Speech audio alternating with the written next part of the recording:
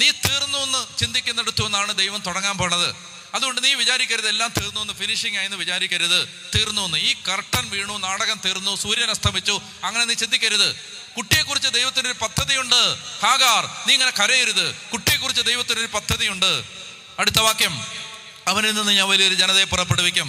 18-ാമത്തെ വാക്യം, 19-ാമത്തെ വാക്യം, ദൈവം അവളുടെ കണ്ണുകൾ തുറന്നു.